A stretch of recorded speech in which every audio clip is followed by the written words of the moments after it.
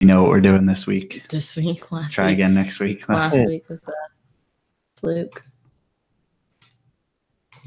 Okay. Oh, we gotta wait for the delay. I always forget. It's only been 110 of these. Yeah, the delay always gets me. Okay, now we're ready. Go. Welcome to From the Ground Up podcast. PortCityPythons.com. That was the calmest welcome to I think you've ever done. That was weird. I'm so used to you yelling. Oh, sorry. No, I'm happy. I'm happy about thanks. PortCityPythons.com. We have a couple animals available. We still have our blood red. We are selling our blood red. We've decided to kind of slim down in some males that don't make any sense. And to be honest, we have a female that we're on the fence about, and she'll probably be breeding size next year. It's a creamsicle, so we don't have any other hybrids to go with her, so it doesn't really make sense. But so if anyone's interested in that stuff, just hit us up. But males ready to breed, all that stuff. We've never actually done an ad to an actual animal, but PortCityPythons.com, there are shirts available. And thank you to our Patreons. Do you call those subscribers? Wow, supporters. Thank you, people, for supporting this podcast and keeping us doing what we do every Monday-ish. Hey, it's on a Monday tonight, though, so it worked out. That's good. Yeah. So we wanted to talk about a little bit the other night. Oh, my gosh. Saturday night. We woke up at like 3 a.m. No, it was 3 a.m. You would know better than I do, but Dixie, who is our dog, she just started barking. And then whatever, we kind of went back to sleep. And then we heard like something fall in, it sounded like downstairs to me. It sounded like in the back of the house or something was going on. So after the second, like I ignored it the first time I heard it. And then the second time I heard it, I was like, oh no, something is going on. And as soon as you went downstairs, you noticed we had left the front door unlocked. Yes. And that is when Joe went into psycho mode like I have never seen him before. I was very terrified.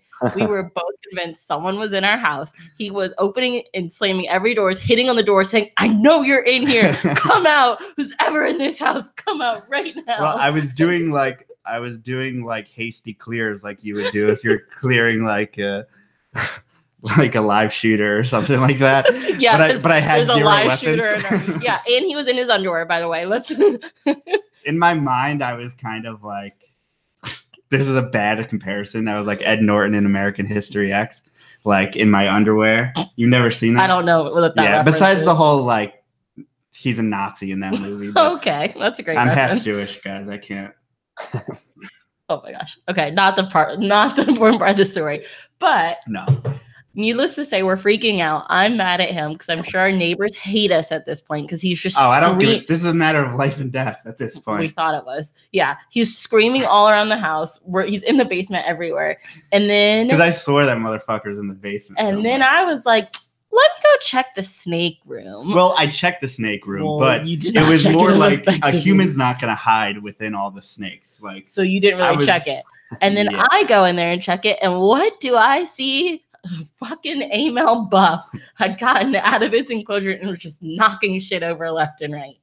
Yeah, it was just a male corn snake in breeding mode and just I like put the top on crooked but even though his tub was under 6 others, there was a smallest thing. He was still under 6 others. He still pushed his way out. Yep. And then he cost us. And he's like 3 feet long, but he managed to push over half. And then knock over so much stuff in the room. Needless to say, if you are a reptile keeper and you think someone broke into your house at 3 a.m., maybe. And by the way, check your snake room. That happened before, but it happened like when we were awake, so we weren't as like we should have known. We should have recognized that happened because that's happened before. Well, I was just scared of you. I didn't know what to do. You didn't give me any sort of direction. So I think people, when they see me, they always expect me to be taller, but I'm like 5'7" and 170 pounds. So like someone would have probably just kicked my ass if I found someone. Like chances are they're probably bigger than me, but it was worth a shot. I just wanted to show them that I was crazy, you know. And people don't want to fuck with a crazy person. Yeah, he definitely seemed crazy. Okay, our guest is probably like, when the fuck are y'all gonna introduce me? Sorry, I've said that for twice now. That's bad. Yeah, we're seeming really. Well, that was a very scary experience. We didn't go back to bed till like 5:30 a.m. Oh yeah, I was like shaking for like 2 hours. I was so mad still. I don't know why. But all over a snake. But our guest today is wildlife biologist. He also keeps in the private sector as well. It is Mike Yoret. Yoret? Oh, I did it better the second time. I've been practicing that for so long, guys. So, Mike, thank you so much for being here. And can you give us a little intro on what you do? Thanks for having me. So, like you said, I'm a wildlife biologist. My main job is to basically follow around American crocodiles here in South Florida at the nuclear power plant. I help monitor their population and do everything from prepare nesting areas to monitoring actual nests, to tagging and microchipping babies to adults, moving them out of, dangerous situations, and working with everything else in South Florida, venomous snakes, alligators, caiman, all that stuff. So that's what really gets me going. I love that stuff. And I know that because I used to live near a nuclear power plant, and like the water runoff made the water like a few degrees warmer, and it would attract like all kinds of wildlife. Is that something similar that happens over there? So it's a common misconception, actually, for our situation. I can't really speak for other situations, but everybody thinks the crocs come because of the warmer water. I think it's kind of just a supplement. For our particular situation, I think it's because females come in for our raised berms, our raised basically islands or nesting areas. With sea level rise, the way it is, their historical nesting areas are washing out more and more, and we basically have these man-made elevated strips of land, and the females come in to nest. The males, of course, come chasing the females, and the babies that are born there, they have the option to grow up there or disperse out into, Florida Bay and stuff like that. So what is the power plant the thing that is it actually like in cahoots basically with conservation? Like basically, who do you work for? Like, do you work for the power plant? Do they have an obligation to take care of the crocs? So Florida Power and Light is who owns the power plant, and they're big time environmental stewards. So their environmental stewardship is pretty big. We're in prime habitat for so much South Florida wildlife, right next to Everglades and Biscayne National Parks. So we get all sorts of animals coming in and out, and essentially it's really an incredible combination of people, a huge industry that is power. Everyone in South Florida that has power is pretty much because of the nuclear power plant, and conserving the animals that are around there. And basically the relationship between man and animal through conservation has proved itself out year after year at the power plant. So it's a pretty incredible situation. Here is this apex predator with whatever you want to call humans, disastrous humans, right? And a lot of times humans don't want to be around an apex predator, but this place has really found the balance to make that work. So what exactly do you do on like a day-to-day basis? So it's my favorite. No day is like any other day. I'm basically on call 24/7. So, whether I had something prepared for that day, I could still get a call and say, hey, there's a crocodile at the intake of the power plant, or hey, there's an eastern diamondback rattlesnake at the construction area. And I have to be able to react right away. Or, I can get a call at 4 a.m. that, an eastern diamondback has, or a python or something has slithered into the plant. And basically I'm the guy they call to go over there and remove it safely. And then depending on what it is, it'll be relocated. If it's a native, if it's invasive, it'll be removed. So obviously you mentioned invasives. What kind of invasives do you see around there? So the main animals, I should say, because there's tons of plants too. South Florida is kind of just loaded with a little bit of everything. But it's mainly the Burmese python, the Argentine black and white tegu, and green iguanas. We also have some other smaller lizards that run around, red-headed gammas, Bahamian curly-tailed lizards. all different types of insects, plants, and basically FPNL has, put together a program where they try to mitigate, and encourage native growth and native species and remove all invasives. And what's typically like the relationship between those invasive species and the crocs? Are the crocs feeding on some of those?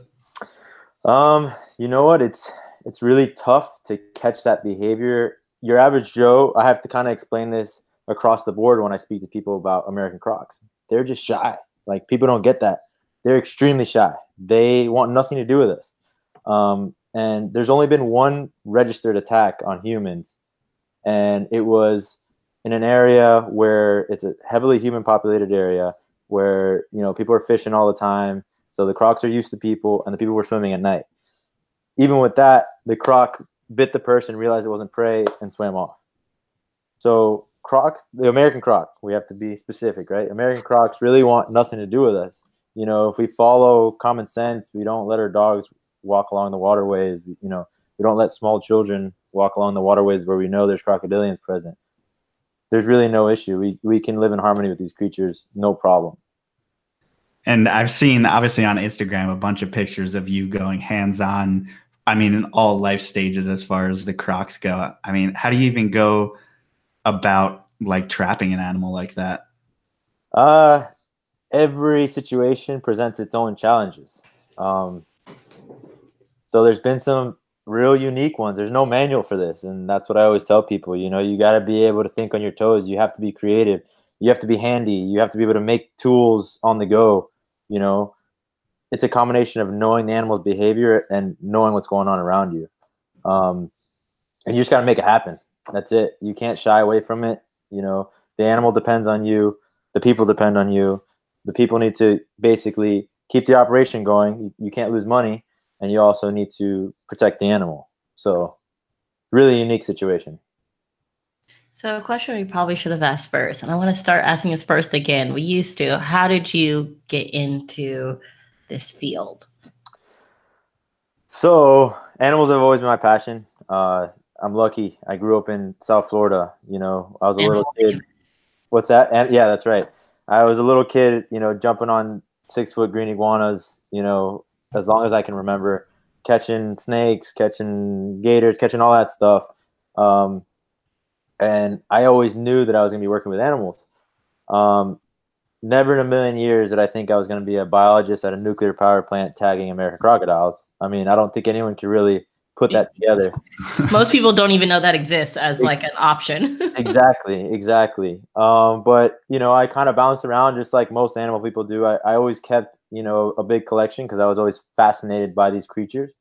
And then, at first it was just personal interest, and then I got, kind of better at it and learned a lot more about it and wanted to make it more conservation based, and basically just try to kind of stick my nose anywhere where I can help is really how I feel. I want to be a part of any way that we can help wildlife. And, at the end of the day, for me, it always starts in your own backyard. To be a part of a conservation effort in my own backyard per se means so much to me. I think there's a lot of focus on, let's help African animals, rhinos, and all the megafauna. And that's great. I think that's fantastic and definitely needs to happen.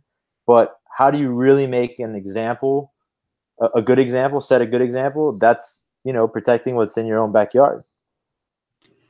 So, you got a question? No, go ahead. So we've had a lot of people who kind of do some conservation work, and I've always wondered, do you feel like you've learned more for this career path in the field than in school?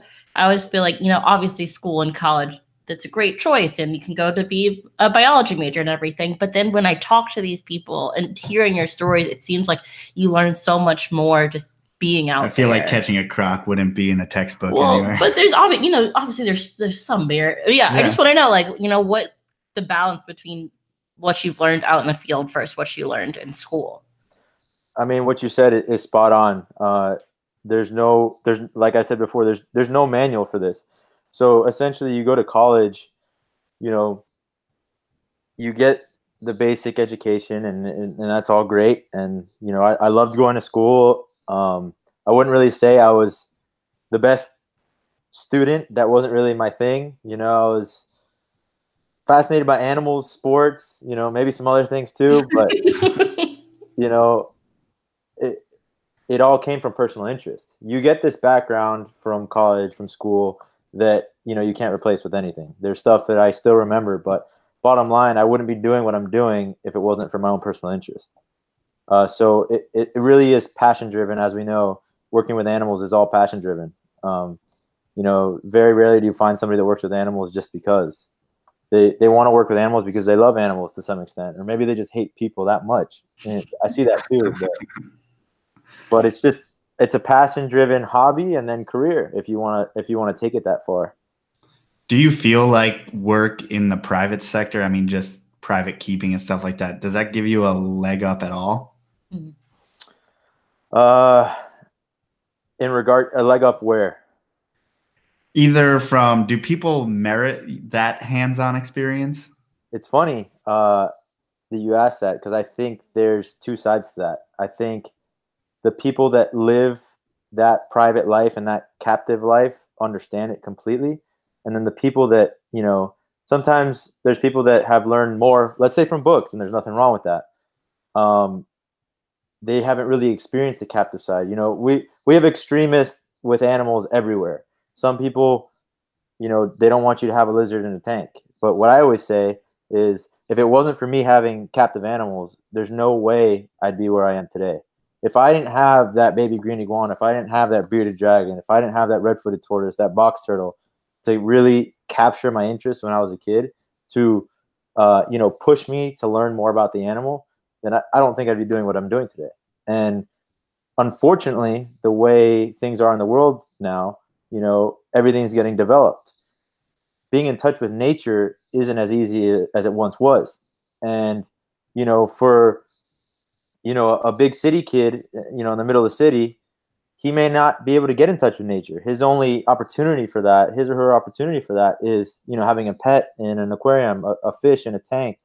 And you never know what that can turn into. That fascination from that first pet. You know, I still remember my first pet. I still have my first pet turtle. Still have it to this day. Yeah. How old is he?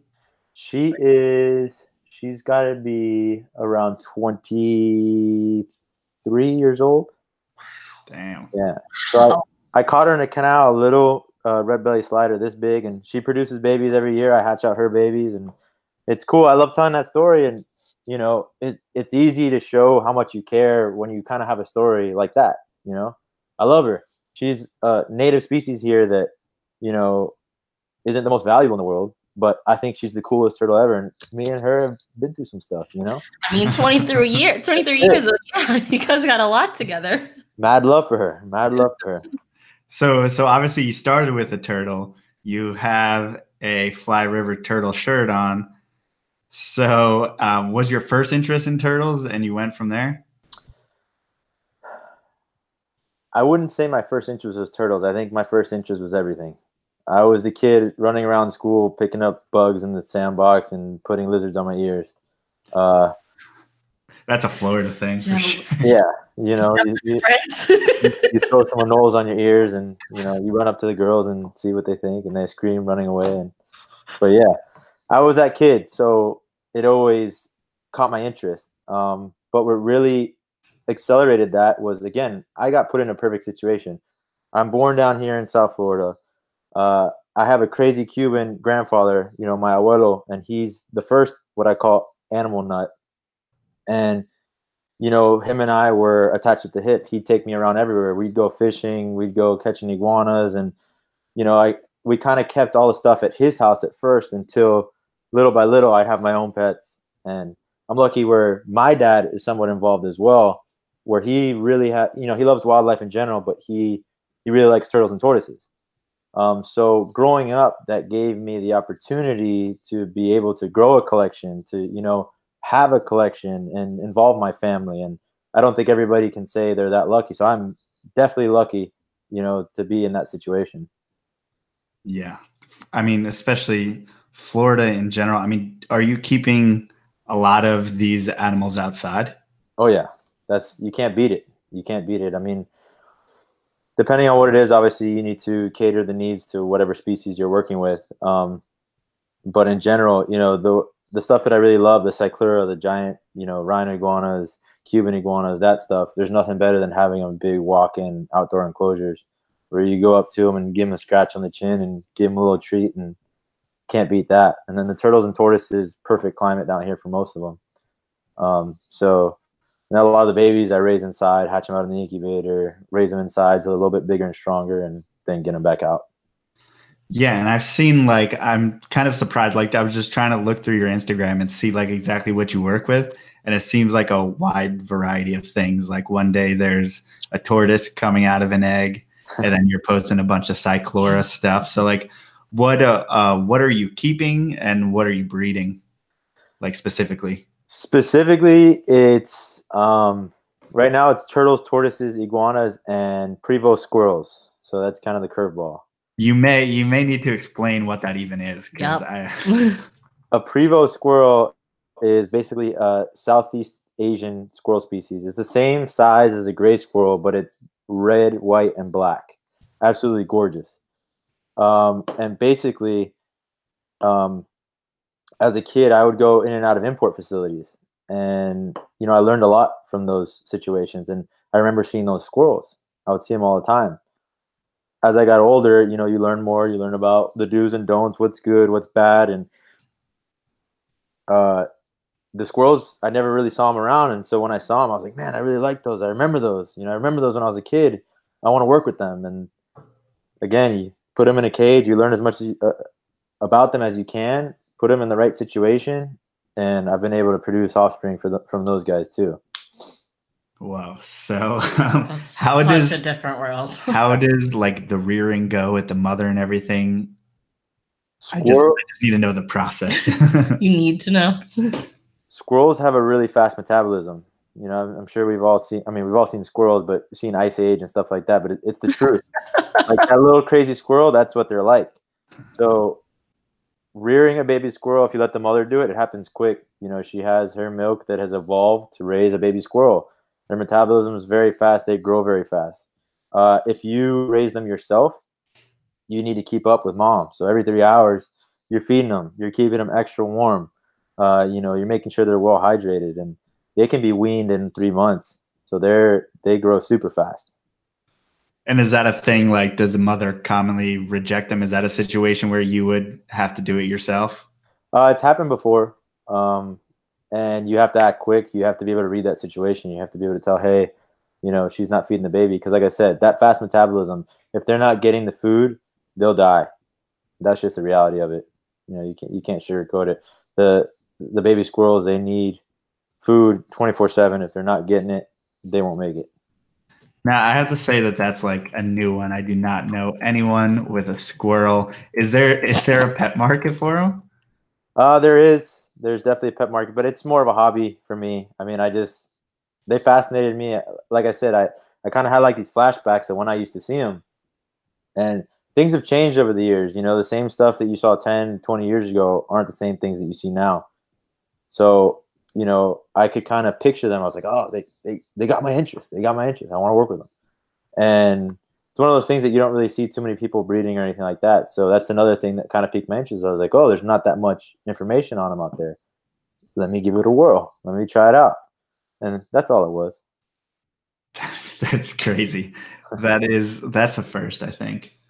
Squirrels. Although we did talk about squirrels last week, and Melissa dislikes squirrels. Okay, I was trying to not say anything because clearly he has a love for them. I was holding my tongue this whole Second time in a row. Actually, yeah, Tony keeps squirrels too. Well, no, he just rears them up. Yeah, I was trying to not be rude and talk about my huge disgust for them. No, how dare you? What kind of beef do you have with squirrels? What'd they ever do to you? They're psycho little monsters. They are psycho. And they have no fear. I feel like they just come right up to you. Like they're psycho. But we talked specifically that we've decided college squirrels are different. Yeah, college campus squirrels. College campus squirrels are crazier. I was just about to say the same thing. Those ones that go in the trash can and take the pizza, Yes. And then they pop their head back on. They're like, "What's going on?" So I think college And ruined there's one girl my- on campus that feeds them and gets them to come in her lap and shit. Right? There's always one. They get so bold. They take your wallet. Oh, they well no, but those are those Miami squirrels. They'll take your lunch money. That's it. Yeah, I can't. They're such savages. I guess talking about like South Florida, obviously like there's a lot of importers, and as someone who's like a biologist and interested in conservation, I mean, how do you see the relationship between say like pet trade and conservation, importing, exporting, that kind of thing? That's a world that's fascinated me. I love talking about that. Just like with anything, there's pros and cons. Everybody's going to have their own opinion. I've been lucky enough where I've been able to see it, even as a little kid walking in and out of those import facilities, how things have kind of changed. And the truth of the matter is, every kind of thing you just spoke about has its place. At the end of the day, how do we make it all work harmoniously? It's just being responsible. That's what it comes down to. You know, own your shit. Do what you're supposed to do. If you're supposed to build your cages with this regulation, do it. Don't release your stuff. You know, it's an economy. People make money off of it. If it can be done sustainably, I'm all for it. But that work kind of has to be done. A lot of the animals don't have that. And every species has their challenges. But, you know, we look at situations, you know, let's say tortoises, let's say redfoot and yellowfoot tortoises, they get imported every year. You're talking about animals that the larger they are, the more wanted they are because the more meat they have. So what's the better situation, letting them get eaten or letting them go into captive breeding programs? And I think the happy medium is, making sure that a good portion of them are going to responsible owners that actually care about putting more on this planet. So we have assurance colonies. And then everybody just love everybody, work with each other. You know, there's so much bad blood in the animal world. And it's like so many passionate people that everyone has their own opinion and you respect everybody's opinion. But that's what it is you have to respect it and you have to work with anybody that, you know, shows the fire and the passion. Like, I want to work with you. I want to talk to you. I want to find out what you're doing. I want to know how I can help. You know, I don't want to be one of these closed people that's like, oh no, I'm doing my own thing. You know, get away from me. Yeah, I think that's because the more and more we talk to people from different fields, there's obviously crossover, but there's also a large division, say, between biologists, you know, private keepers, zookeepers. I mean, like, everyone seems to have their own opinions and it doesn't always mesh like you'd hope it would. Like, we all have a common thread here, which is the animals. So why can't we come to at least some type of conclusion to where we can work together to do things like insurance colonies? But the zoo people don't trust the private keepers because they don't know shit. And probably the same thing with biologists and vice versa. And everyone's probably, you know, I mean, and that probably has a little bit of merit. I mean, I'm just a guy who keeps them in my house. I mean, I didn't go to school for this, but I can breed them. Sure. Live. I mean, isn't that something? Yeah, absolutely. And there's something to learn from everybody. And that's what I always say too, is I go to a lot of these conservation events and I try to encourage as many people as I can to go. I don't care what your background is. I don't care if, you know, you work for a zoo. I don't care if you're a biologist. I don't care if you're a kid with his first bearded dragon. You know, that kid that has his bearded dragon might be so obsessed with his bearded dragon that he or she may have seen something that you've never even realized. And if everybody just kind of was a little bit more open-minded and listened, hey, listen here, listen there, they make their own kind of resume stronger. They learn more, you know, and that's what it's all about. Nobody, I don't care who you are. I don't care, you know, I respect all the greats out there. And I think anybody that's truly great, the first thing they'll admit is, I don't know shit, basically. You know, there's people out there that have dedicated their lives 30, 40, 50 years of conservation, living out there, living with the animals, and they know a lot. But I think most of those people will tell you, like, I haven't even scratched the surface. And it's true. I mean, I'm very young in this career, and I know I haven't scratched the surface, but I feel like even if I keep the same job for the next 20, 30 years, I feel like I'm going to still be searching for that knowledge. And that's the beauty of it. That's what keeps you going. I don't think people realize that with reptiles in general, in comparison to so many other animals, the amount of knowledge that we have about their natural behaviors, their obviously breeding behaviors, stuff like that is like almost zero. Like we're still at the ground floor with that kind of stuff. Sure. It's all at its infancy, and there's people that are pouring tons of money and time and research and finding out incredible things all over the world. But we haven't even scratched the surface. There's still people, finding new species left and right. There's tons to learn. Nobody knows it all, and everybody can learn from everybody. Absolutely. And obviously we talked a little bit before. You have some zoo experience. So can we go through a little bit of the timeline of basically how you got into your career and kind of the different jobs you went through? If someone's looking to do something similar to what you're doing now, how would they go about that? So I get that question a lot, and the kind of answer that I normally give that isn't everybody's favorite is find what you love and don't stop till you get there. Everybody wants, something hand-fed to them. Hey, you need to do this, this, this, and this, and then you'll get here. Bottom line is that's not how it works for us.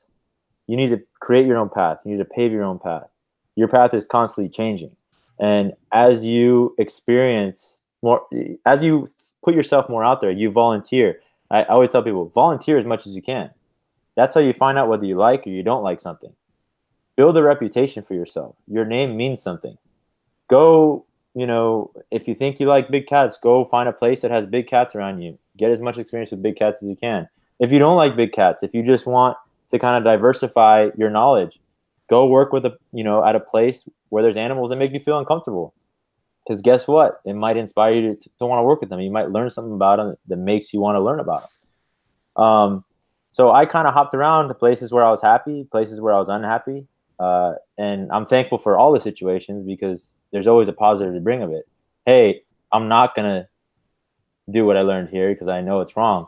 Or, hey, I'm going to use this with my own life or my own collection because this worked and I like this. So bottom line is, step one is you got to find what you love. Again, this is a passion, driven hobby, a passion driven career. If you don't know what you love, it's going to be really hard for you because there's so many places you can go. You can go all over the world. You can study this, you can study that. But if you're not working on a project that really has your focus, really has your heart, I think you're in the wrong place. So volunteer, build a reputation, work in as many places as you can, and find out what you want to do and don't stop till you get there. And if they want to be like a traditional biologist, what is at least the bottom, education requirements for if someone want to go to the traditional, basic professional route? Sure. I mean, you have to have your college degree. So, I mean, for instance, I went to the University of Miami, and I got my major in biology and my minor in ecosystem science and policy. So something that I think is often overlooked is the contacts that you make, a lot of like-minded people that you may come across when you go to school. And you build these relationships. And it's funny, actually, I'm glad this came up because I only found out about my current job because a college professor that I hadn't spoken to in 5 years, who knew I had this passion, emailed me. And it was like a 2-sentence, write-up. And she's like, hey, I thought you might be interested in this. And I looked at it and I was like, I think I might be interested in this. I think she's right. So, every once in a while I speak to her and I'm always super thankful. I'm like, thank you so much. I don't think you realize, like, this is my life now. Like, thank you so much for pushing it towards me. And again, it all comes back to contacts. She knew that I had this passion. She knew that I loved crocs. She knew that I loved reptiles. And she said, hey, let me forward it to him. Let me see what he's doing. And at the time I was working at a zoo, and I actually made the switch. I jumped from the zoo world to the kind of the biologist world. So were you working with herps at the zoo as well? I was working with mainly herps. Yeah. I helped. I was assistant manager for a building, so I did a lot of operation stuff in the building, and I did a lot of the making of the programs for kind of ambassador smaller animals in the inside sections of the zoo. So gators, you know, some small snakes, lizards, stuff like that. All the educational stuff. Do you how'd you like as far as like presenting and stuff like that? Is that something that you enjoyed, or do you like now just being in the field kind of by yourself more so? I love it all, but I just think that, you know, when you present, you kind of have to put this on all the time, all the time, all the time. That gets kind of exhausting. I was a teacher for a while as well, and I love teaching. But would I want to do it again right now? No. I love the kind of mix that I have where I am pretty much teaching, but I'm teaching about what I'm learning with my work in the field. So it's kind of nice. You know, I'm not teaching every day. I'm not teaching out of a textbook, but I'm teaching, you know, things that I've learned and data that, you know, I've been a part of collecting out in the field, and then natives versus invasives and all that fun stuff. Yeah, so I guess more specifically, like what kind of data are you collecting? So it's mainly data to understand the health of the population of South Florida crocs. So the University of Florida is a big part of that as well. We work with them, and I work for them and for other projects as well. But it's just creating a database. So every croc that we catch, we take the salinity of the water, you know, the measurements, the weights. If they don't have a microchip in them, we put a microchip in them that's obviously unique to that animal. And then we give them a scoot clip number. So if I were to be out in the field and I didn't have anything to catch a 10-foot croc, let's say, but I could see its tail, I could at least identify that croc. If it gives me a good look at its tail, number one, I can tell, hey, that animal's been caught before. B, where it was caught, because depending on where it's cut, you can tell where it was originally caught. Mm-hmm. And if it gives me a full, you know, shot of its tail, let's say it's out basking and I can count the scoots, then I can take that back to the lab, put it into the database and find out, you know, the history of that croc. Oh, we've caught it 10 times since, you know, 1992. And you learn how much it's grown over that span of time. And do you get a decent idea of how many crocs are in the population, and are you seeing new crocs coming in as well? Yes. So there's all sorts of stuff going on with crocs, and we see new ones come in all the time. We see regulars all the time. And then we see animals that we may have missed that hatched, you know, right there that just slipped by us, and we kind of catch them later in life and then tag them then, microchip them then. Now, I've seen like video of them in like the open ocean and stuff like that. And like, it seems like, at least from an outsider's perspective, going like far lengths. Do you see a large range, or do they kind of have a home within the power plant? So it's tough to answer without kind of compiling data through kind of like a radio transmitter type of study. If you ask my opinion, I think we have resident crocs, and I think we have kind of crocs that come in for breeding season. Crocs in the breeding season get real territorial, so there's no question that I see the highest numbers in the breeding season. No question. So to me, they're coming from outside in, breeding, nesting, and then eventually some of them will make their way out.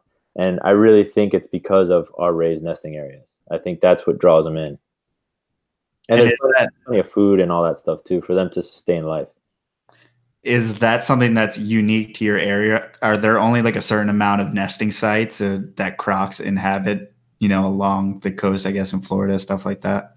Yeah, so there's basically three main areas where people focus, and that's Crocodile Lake in Key Largo, Everglades National Park, and Turkey Point Nuclear Power Plant. So we're in a really unique situation because we can modify the land. And because you know, it's private land, and because there's that interest for environmental stewardship, we're able to modify it to encourage crocodile nesting, and that's what's so fascinating. And it really is its own world. And it's funny, I mean, you asked about the captive animals and, you know, kind of how that aids you in life. And what I always tell people is, like, the way I look at the canal system where I work, it's like a giant aquarium. My goal is to try to get these crocs to produce as many babies as possible. It's a conservation project. So I do this same thing that I would do for my animals at home. Same thing I do for my tortoises, same thing I do for my iguanas. Do those same things in the huge system on a large scale, and it works. We get more babies. We tag more babies. We see healthier crocs, you know? So if it wasn't for that first green iguana that I caught, that I raised up, little Iggy, if it wasn't for, you know, the box turtles, the redfoot tortoises, all that stuff, I wouldn't have the knowledge of keeping, breeding, that I've basically been able to apply to this conservation effort. And what are, I mean, if it's not at the power plant, I mean, what are the crocs facing as far as, you know, things that they may encounter in the wild, or may, what am I trying to say? May result in their decline in any which way? So you can kind of look at anything. At the end of the day, it's all going to come down to human encroachment. There's two kinds of people when we talk about wildlife, and those are the people that are willing to live with them and the people that are willing to live without them. So it's a little bit of education. You want to inform people as much as you can, but then there's also people that they don't get it. They want nothing to do with it. You know, the only good snake is a dead snake, those type of people. So you have to find that balance, and you have to try to relate to the people that want nothing to do with it. You know, the example I always give, there's people that think their property value goes up down in the Keys because they have a resident crocodile, because they go down there in the summer and they see, oh, you know, or in the winter, whatever you want to call it, and they see a big croc and they love it. There's other people that think their property value goes down. Hey, there's a croc down there. It's going to eat my dog. It's going to eat, you know. At the end of the day, if animals have any chance, people have to learn to live around them. With crocs specifically, we're talking about an apex predator, an animal that's a master at what it does, that's been around forever. And the only thing that would really stop it from continuing to be around is people. I mean, there was a time where the croc numbers were down below 100, and through conservation efforts, they've bounced back. So from this point on, they're definitely on the rebound, but everybody needs to be on board. We all need to work together for this. You know, the data just isn't there for crocs causing harm. It's just the thought of people saying, oh, there's a croc in my yard, I don't want it there. You know, who are you to say that? Live with the croc. It's cool. Bring it over to my yard. Yeah, so, Florida's not the place for you if you're worried about that. Exactly. So how close is the power plant to like residential communities? Well, it sits on 6,000 acres, and there's a lot. Yeah, it's right there on the coast. If you look at any map, you'll see it. It looks like a radiator right there on like the southeast coast of Florida. And so within that area, there's no houses, but I mean, you leave the power plant, you go along a man-made canal, and there's homes, you know, within 10 miles, I'd say. So there's people around. So have you faced any like backlash from, you know, that community that's right near the power plant? No, because that community isn't really, you know, they don't really deal with crocs. They're not really on the water or anything like that. So the main issues you see are kind of further south, where you're dealing with a lot of fishing communities and crocs coming into the docks and looking for scraps and stuff like that. But other than that, you don't really see anything, especially on our end. You know, part of my job is I send out bulletins and informative emails and kind of let people know, hey, you know, it's croc season, babies are hatching. So, you know, you can have tiny little 8-inch hatchlings. Be aware of that. You know, that we don't want to hit them. Be aware of where you're driving. You know, it's breeding season. Bigger crocs are going to be around. Be aware where you're driving. Know where you're going. Stuff like that. It's just awareness. Are they encouraged to like get in contact with you guys about crocs in their area? I mean, do you just kind of worry about your area? I'm open to everybody. I mean, you know, if anyone has questions, as long as I have time, I'm always willing to answer them. In general, our building is kind of separate from the actual power plant, but I do go in and out of it for any kind of wildlife call. So yeah, some people know me, some people don't. It's usually like, oh, hey, there goes the animal guy, you know, and it gets people out of like their, you know, routine. They're like, oh, have you seen anything lately? And, you know, you talk here and you talk there, you tell them a story and they'll tell you a story. Oh, I saw a 20-foot python crossing the road. And it's like, why didn't you call me? Because it wasn't right. So, when you see an injured croc or something, like what would be the process? Yeah, that you how go through? much can you interfere? Oh, thanks for stealing my question. Oh. So you're talking about a federally protected species. So U.S. Fish and Wildlife has to be notified for anything. Essentially, the decision would be made from them. If it was an injured animal, probably if it was injured from kind of a human situation, we'd probably try to. It would be their call. It would be their call, but we'd probably try to rehab it at a, you know, certified rehab place, or a zoo or something like that. But if it's a natural injury, you probably just let nature take its course. Right. And Interesting. Obviously, you're getting hands-on with crocs and stuff like that. Do you have a team that goes out with you? I love my team.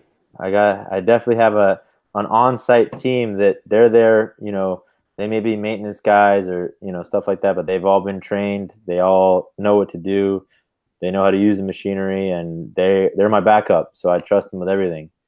Dude, that is one hell of a job for a maintenance guy. Yeah. But they love it. And, you know, we need airboat operators and stuff like that. So they're able to help me because we take out sometimes, you know, 2 boats to survey and stuff like that. And, you know, they're my guys. They always back me up. So I definitely have an on-site team and then kind of an off-site team as well whenever we have to do stuff, you know, and bring people in. Just depends on the situation. Yeah. And you mentioned tegus before, and tegus are notorious, I guess, for raiding nests and eating eggs and stuff like that. Do you guys actually protect the croc's nest? So we don't do anything to protect him in regards to, like, you know, putting a fence around it or anything like that. We leave the nest alone. But I have basically eyes all around the plant. So anybody that comes into the plant has to get a safety and wildlife training from me. Anyone that's going to work in the surrounding area. So at the very least, they have my contact. They have what a tegu looks like. So I have the advantage where I have eyes everywhere. If someone sees it, they'll call me. I'll stop what I'm doing, fly out there with some traps, with a noose, whatever I need to do, try to catch it. If I can't catch it right then and there, I'll leave some traps and try to catch it, you know, for a week or two, or if I still think it's there, and then hopefully catch it and remove it. Mm-hmm. And have you heard, there's been articles that come out about like a possible population of tegus all the way up as far north as Georgia? I've been seeing that. And it's definitely believable. I mean, it's unfortunate. You're talking all these invasive species. You're talking about incredible animals. I love tegus. I love pythons. I love iguanas. I love all of them. They're all animals that absolutely have fascinated me. You know, I'm obsessed with them. And unfortunately, humans have put them in a situation where, number one, they thrive, and number two, where people like me that care about them have to remove them. And it's just not fun. It's not, you know, what anybody wants to be doing. In a perfect world, this would never happen. And is there, I mean, any stop to the madness as far as Florida goes? I don't think so. Doesn't look that way. You know, I always promote responsible ownership. You know, you get a pet, make sure you research it. Make sure you know what you're getting into. Make sure you can keep it its whole life. That's the responsible thing to do. And we need to stop with this farming crap. Stop taking these animals that you catch in one place and putting them somewhere else. That's not helping anybody. You might be making your own honey hole, but we're just spreading an invasive species all over the place. Wait, what do you mean exactly? I don't think I've heard of that. Where essentially people will go to a population where there's an invasive species. They'll catch them, right? They catch them for free. They're not buying them. And they want to make their own place where they only know about the species. So they'll take them and release them somewhere else. That animal will be just as prolific in that area, and it'll be that one person's honey hole.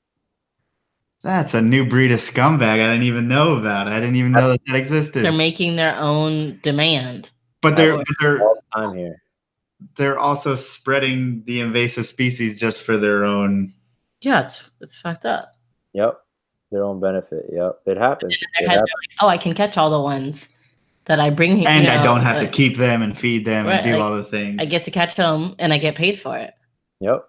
What I guess the average Samaritan doesn't know is, for you to have a population of invasive species established, you need, number one, a male, number two, a female. You need them in the same exact area.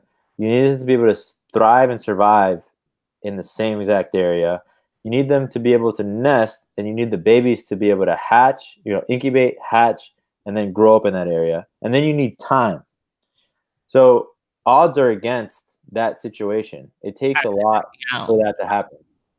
So for that to happen, it's either, someone's doing it on purpose, or there's a natural disaster. Again, you heard it from me. I'm a huge advocate of the pet trade. I think it's really important, but I think it needs to be done more responsibly. That's all. Yeah, I mean, but the chances of a 1.1 getting together and breeding and making all that, it's just not very probable. Exactly. You let anything go. I don't care what it is. The likelihood of them making it to adulthood, finding each other to reproduce, producing fertile offspring, incubating the eggs properly, babies hatching, babies growing up, and then breeding back to them, it's not likely. A lot of people don't think through that whole process, but that's what has to happen for a new species to be established. And unfortunately, what we're looking at is, people moving around on purpose, and they know that. They know what they need to do. Letting one gravid female go can make a whole new population too. Wow. And how do you feel about, obviously there's increasing legislation happening, especially in Florida, especially with tegus and stuff like that. I mean, what do you think? What can we even do? It's tough. It's really tough. I understand where it's coming from. When you're talking about animals like tegus and iguanas, though, you're talking about animals that are here. They're here. You look at the python situation, and they were here already. And I guess, the permitting system has done them well. But more than anything, having hunters be paid for the removal of the pythons is what's really kind of gained a lot of that popularity. People like myself would go out and remove pythons because we were trying to help the environment. And yeah, it's fun catching snakes. Let's be honest. It's fun catching big pythons that, when you were a kid, you never saw them, and now you see them, and there's, big 12, 13, 14, 15-foot snakes out there. So it really is tough. I hate to think of a world where we can't even keep a pet iguana, especially an animal. Iguanas have been here for a long time. Excuse me. They've been here for a long time, and they're absolutely everywhere. So do I have an answer? The idea that always comes up is microchipping every animal. When you're talking about populations that are already established, it's tough because people can always catch new ones illegally and move them somewhere else, and you never know. Now, if you're talking about regulating new species that have yet to be established, I think you can make more of a change that way. Right. Ryan, kind of different subject a little bit. Ryan in the chat said, with nuclear power plants being able to modify land and make the raised platforms, would it be worthwhile to have government programs to encourage companies to put more money in conservation? Never hurts, right? Conservation needs money. Every project needs money. It needs dedicated people, and it needs money, but it takes those people that care. I don't think most realize there's an opportunity for anything if you make it. Um, there's a lot of politics that are involved in any situation, especially if you're talking about private companies and animals and stuff like that. But there's always a chance. There's always a chance. So, Are there other places doing this? Like, I've literally never heard of a power plant having this before. There are a lot of places around the country doing this. I know a lot of power plants in general, because of cooling canal systems have a lot of wildlife. So I can only speak for what I know about my company where I work, and they're environmental stewards. There's a program at one of them where they protect the manatee. I mean, we protect everything we can, obviously, but there's one that focuses more on manatees. There's another one that focuses more on sea turtles. There's us that focuses more on crocodiles, and it all has to do with region and where you're located and what wildlife is around there. And I think it's very, very hard as far as obviously we all want to do as much as we can as individuals, whether it's conservation, whether it's, not contributing to, issues with the environment, stuff like that. But at the end of the day, it's like these corporations that make such a big impact. Yeah. And like to have them to somehow find a way for it to benefit them, or at least be a non-factor as far as cost goes to them, and be able to, use this private land to our benefit to, be a steward to that land it seems like the only hope at some point, as, America is a place run by Corporation business. Yeah. I mean, built on businesses. Sure. But you can't ever let that discourage you. If you're a person that wants to get involved and you feel like you haven't found that opportunity, look harder. They're out there. I promise you you're out there. They may be easier down here. There's a big animal community down here, but they're out there. I promise you do your own research. You get into, now with the world the way it is, Facebook, there's a group for everything. You can find a group and you can find people that love lizards, people that love crocs, people that love anything. And there's a specialist group just for that. And you can message anyone around the world that has a focus for the same focus that you have. So you kind of have to be a hustler. You kind of have to really want what you say you want and just go for it. I think a lot of people get caught up with being embarrassed or not being confident, and you can't let that hold you back. If you care about something enough, you got to make it happen. Just make it happen. Yeah. I think it's also hard to power through that. You post on a group as a new person and someone shoots you down immediately, and then you're like, oh shit, maybe never again on this. Like I'm just trying to put myself out there because I want to do good, I have positive intent and someone's striking me down. Sure. And I think I know exactly what you're talking about. And to be honest, I don't get too involved in the Facebook groups just because anyone can really comment on it and you don't know where they came from or what they're doing. But if you do your own research, even if it's to the extent of knowing about that exact person, you can put yourself in a better situation to succeed. Don't blindly post in a chat, about crocodiles. Hey, I want to learn about crocodiles. Somebody tell me something. Like, no.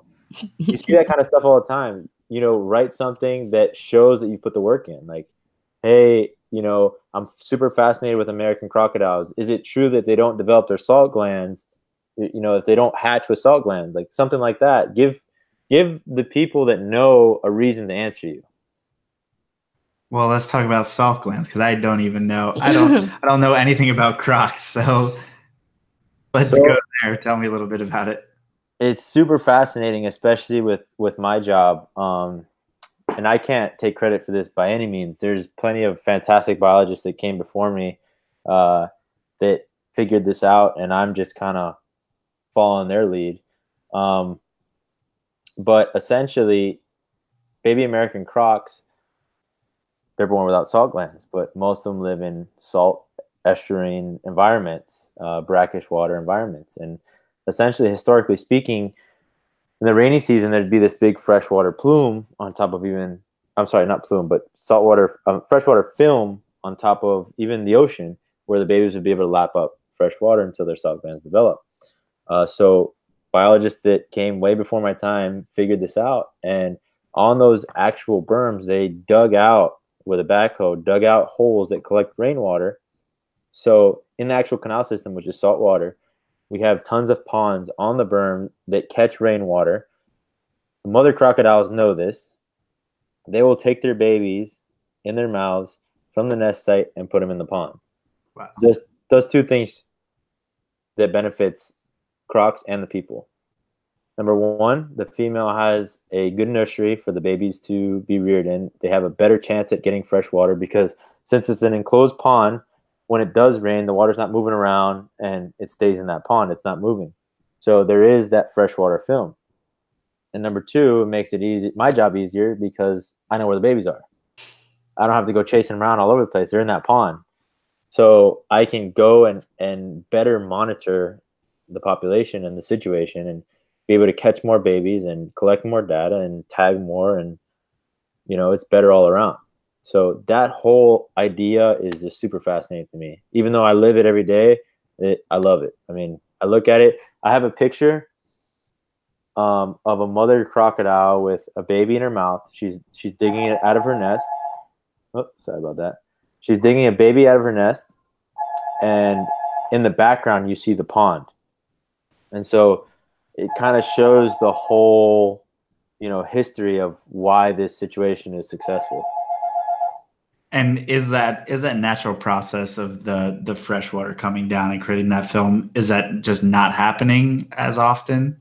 Well, humans have kind of altered the flow of the Everglades, the historic flow of the Everglades through a network of canal systems. So it is kind of complicated. Crocodiles tend to find a way, but I like to think that we kind of help in that way. I mean, we accelerate it. So it's not what it used to be. This is the way that we kind of modified it to still work with the current system. Right. Because we need the canals, but you want to give that other option for them. We already fucked it up, so we want to find a way to make it okay. Right.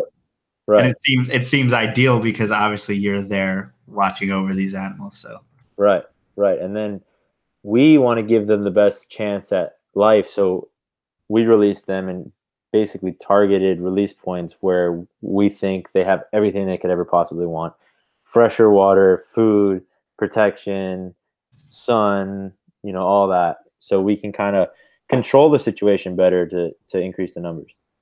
Yeah, and I was wondering, as far as those ponds go, would that make them more open to predation? I mean, could a bird just be chilling there and he knows that pond is going to get filled up with little crocs and he's ready to pick them off one by one?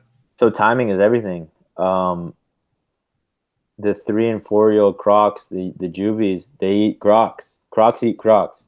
And they figure out, hey, this time of year in these ponds, there's going to be some tasty little baby crocs. So timing is everything. So you have to beat the crocs to the crocs. And you have to beat. I didn't know they eat each other. Oh yeah. So how do you get them to safety? Do you rear them at all, or are you just moving them? No, it's strictly we can keep them for 3 days. So that gives us enough time because sometimes we have 3 or 4 clutches hatch at a time. That gives us enough time to mark down all the data and then release them. And do you know what the natural success rate would be in comparison to your success rate? That I couldn't tell you. It's low no matter what. You're talking about an animal that's at the bottom of the food chain that can't really defend itself. The reason crocs, have so many babies is because they supply food to a lot of other animals. And strength in numbers, the more you have, the more you'll have survive. So it's that I couldn't give you a statistical answer that gives you, exactly what you're looking for. But the more the merrier. Basically, you want to try to get as many out there because the more you get out there, the more you're going to survive. And you just, based on your observations and what you know and dealing with other biologists and scientists, you learn where the best place to put them is. And what would be that best place? I mean, what provides cover for a baby croc? Mangroves.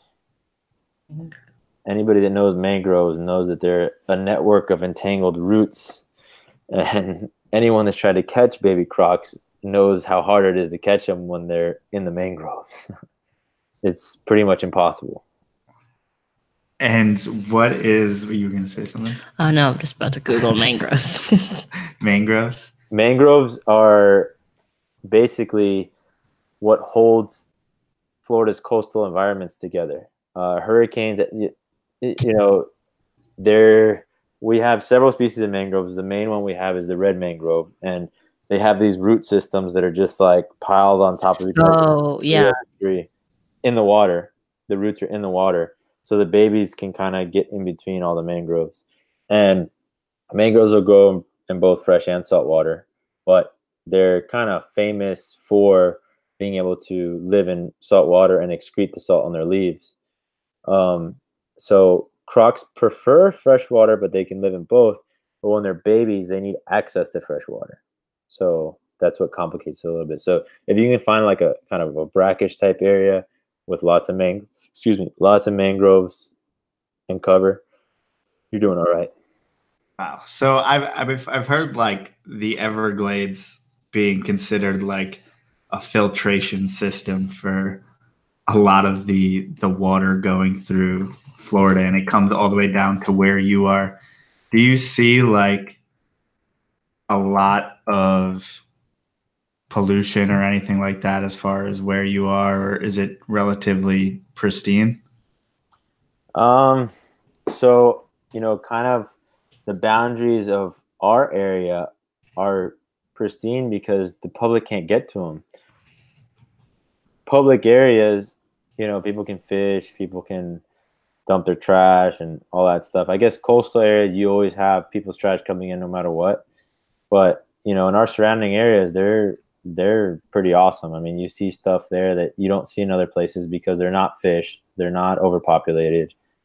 So it's nice when you're out there, looking for crocs and you see all these other animals. And what are they eating out there? The crocs? Yeah. When they're little, fish, crabs, shrimp, some little insects. We have all that stuff. We have plenty of birds, each other, plenty of food. So most of the crocs we catch got big, full bellies, big, fat tails. So they're doing all right. Nice. And people are probably going to be like, we went this whole time without mentioning a snake yet. So obviously you're out there all the time. It's Florida. You're going to see some snakes. What do you see besides Burmese pythons? The most common snake I see, believe it or not, is the Eastern Diamondback. So really? Super cool because some people go their whole life without seeing one, but I'm lucky enough to kind of see them all the time. They come out, especially the cooler months, they come out and bask on the roads and stuff like that. And everybody knows a rattlesnake, so I get a lot of calls. Hey, there's a rattlesnake here. And, we get them off the roads. We get them out of, areas where there's high human frequency, and we have protected mitigation land where we can put them out there and they're protected. Yeah, that's not something that rattlesnakes in general, it's not something that you think is in like a swampy, mangrove area. Yeah, but we do have some, raised, drier, rocky areas, and I haven't caught a rattlesnake out there that isn't super fat and healthy. So they're a lot of fun. I could watch them all day. And it was crazy, actually. I saw some situation, I want to say 2 or 3 weeks ago, that I don't think I'll ever be able to explain. But I was driving, and out of the corner of my eye, I saw something that was off, something that was different.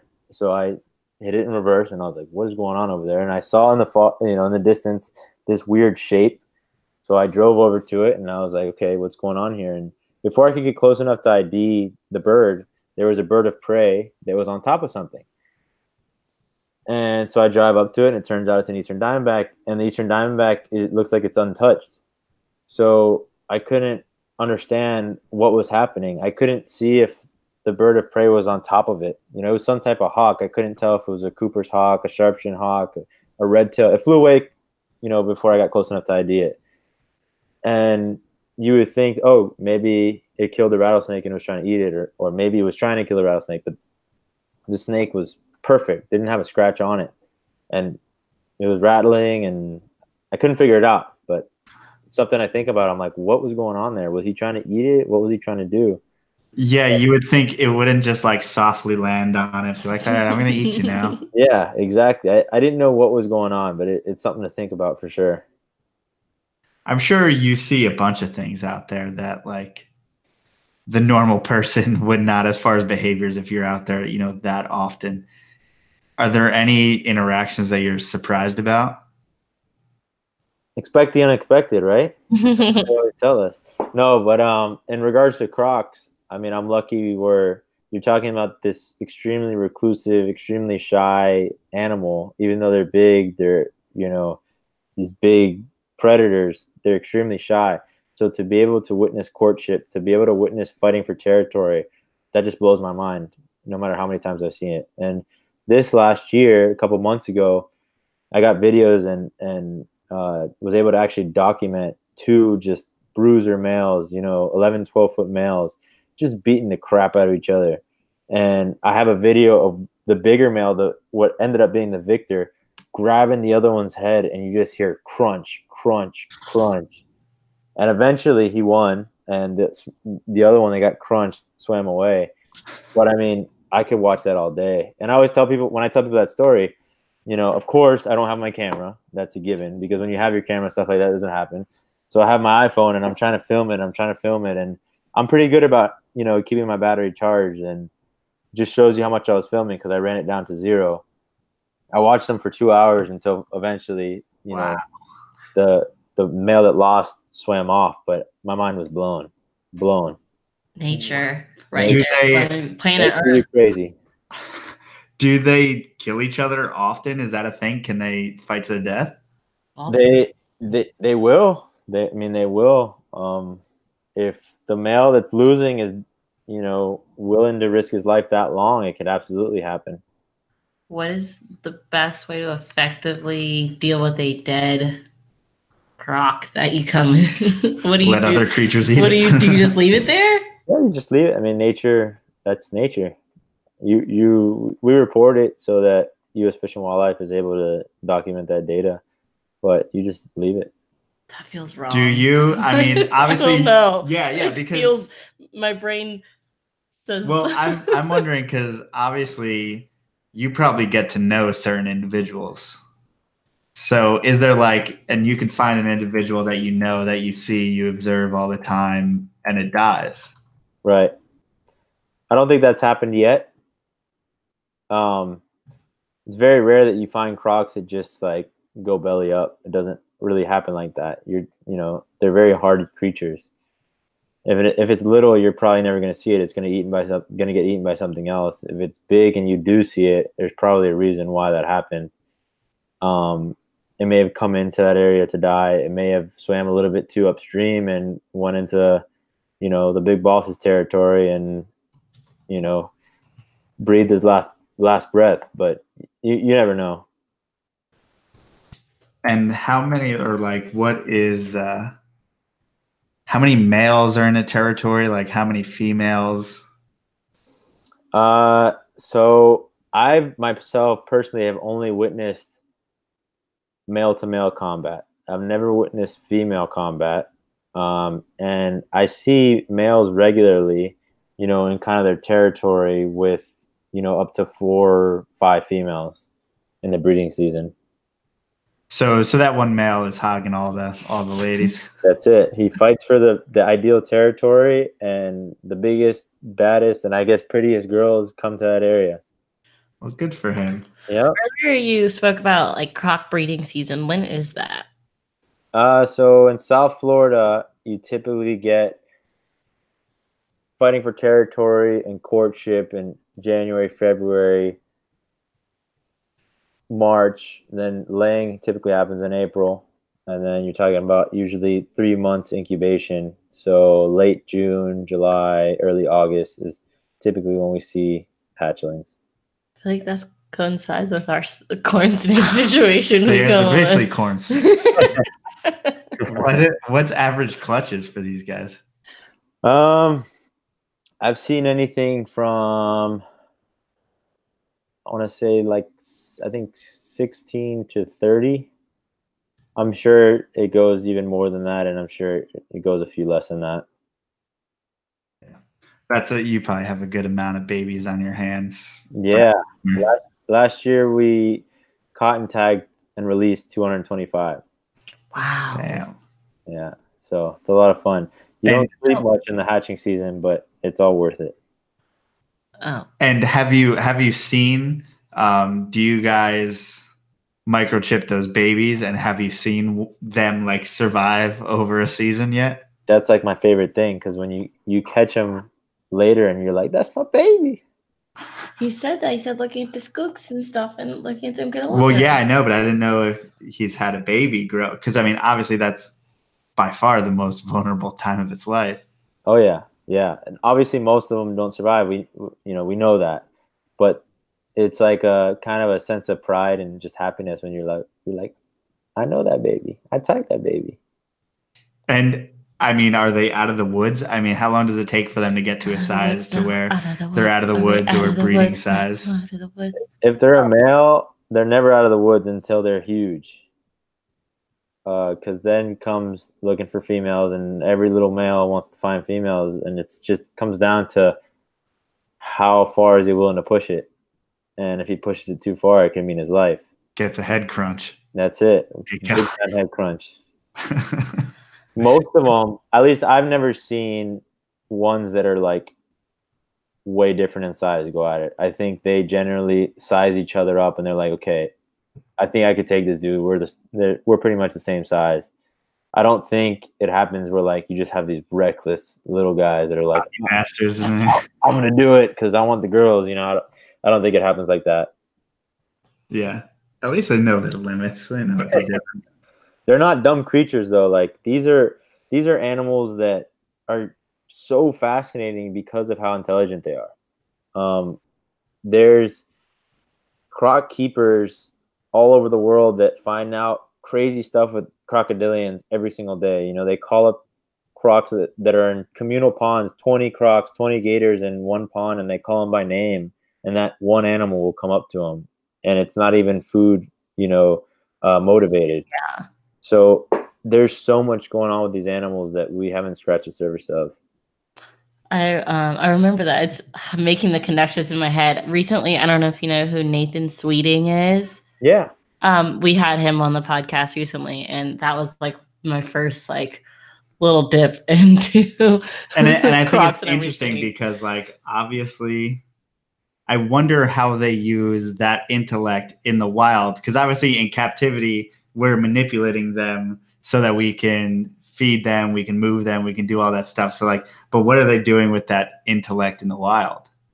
There's just so much going on. I mean, the studies, the possible studies are endless. I mean, I don't know if you guys have ever seen, but there's evidence of alligators putting sticks on their snouts and swimming up to birds in nesting season. So the birds come down to get the sticks out their snouts, and then they eat the birds. Like, are you kidding me? That's hunting with a tool. Right. We were surprised that chimps did that. Yeah, exactly. They're super smart animals, and like I said, I'm constantly fascinated. We just recently dug out a couple ponds, new ponds. And within days there was already activity. I saw croc slides going in and out, and they were investigating. There's just like crazy stuff that happens all the time. I've seen them chew on buoys.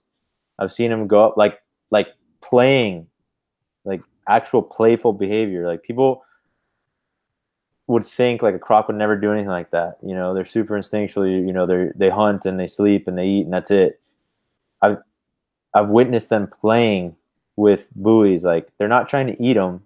They're just crunching them, playing around with them, coming back to them. Like, what's this? Chomp, chomp. All right, I'll go away and then I'll come back. What's going on here? Chomp, chomp. It's crazy, And do they, in that area, do they interact with gators? Are gators in that area as well, or do they compete? In the main canal system, we don't get too many gators because the water is really salty. The gators obviously don't prefer that. But in the surrounding canal systems, in the surrounding areas, we definitely see gators as well. And I've never seen any croc gator negative interaction. You know, I've seen it where I'm out catching crocodiles for a survey, and you'll see, you know, a gator 20 feet, 30 feet from a croc, and there's nothing really going on. And someone asked in the chat, are there any invasive crocodilians? There are. We have the spectacled caiman. So they're introduced. Are those in certain like areas, or is that something that's spreading? Or so the caiman, I want to say there's reports. Don't quote me on this one. Since the 70s, so caiman was a popular, basically disposable pet that people would get for cents, you know, back in the day, and they would release them. And so we have a small population of caiman. You know, there's researchers working on removing them, but they've been around for a while. I think if they were going to cause a real big problem, or you know, take over, it would have happened already. But that really hasn't happened. But you know, I'm all for removing them from the environment. They're not supposed to be there. I mean, does all this shit make you wonder, like, why everyone's so focused on the Burmese python when it's like, I mean, thousands of species seemingly, whether it's reptiles, whether it's plants, whether it's insects, everything. Sure. The Burmese python specifically is a good thing and a bad thing. It's good because it does raise awareness. It's kind of an introduction. Excuse me. It's kind of an introduction for people that aren't involved in that world to learn about invasive species, but it's also something that's been kind of sensationalized, and like, you know, everybody freaks out with a big snake. It is a problem. Don't get me wrong. You know, I'm all for removing them 100%. They are causing a lot of ecological damage. There's no question about that. But it's just easy for the kind of the media to blow it up. Oh, pythons are gonna come eat you, and you know. Like, I would think a spectacled caiman maybe, you know, would be more of a sensational story. Right, but they just haven't spread or had nearly as much of a negative effect, at least proven negative effect, as Burmese pythons. And Burmese pythons are continuing to go up north, and they're much more prolific than caiman are. Now, obviously, we know that like, what was it, like the Fish and Wildlife study or whatever it was, that they're going to, Burmese pythons and reticulated pythons can come up to, you know, invade half the country. I mean, we know that that's probably not true, but I mean, do you know the bounds of where it is habitable for an animal like that, and where's kind of the most northern part they found them so far? You have to look.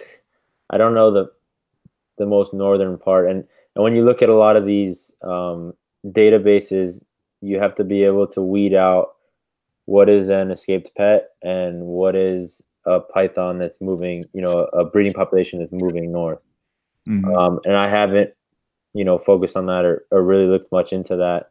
But I will bring up the tegus again, because I know there was a point I remember hearing, you know, just word of mouth, like, oh, like, you know, the main tegu breeders were always in cooler areas. The tegus needed to brumate, they needed to be cooled.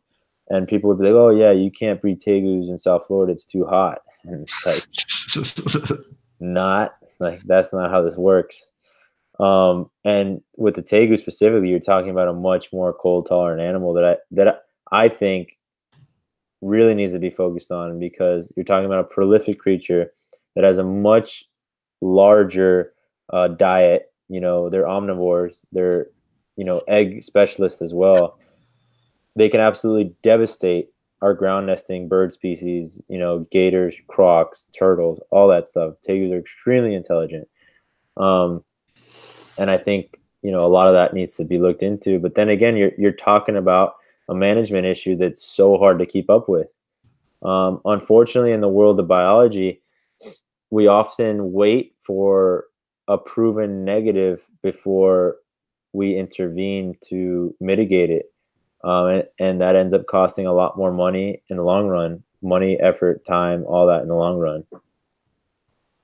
That's sorry. James, our friend James Lewis in the chat sent us vodka. I wasn't gonna And bring it. I now- was gonna do it secretly off camera. There You're is no making it a fucking thing. secretly. You just I handed was me a just- shot glass. No, I And just now we're brought gonna do them it on up. I camera. was gonna do it off camera, but How was that? I'm gonna like cough and wince and have. I thought that was just a shot of water.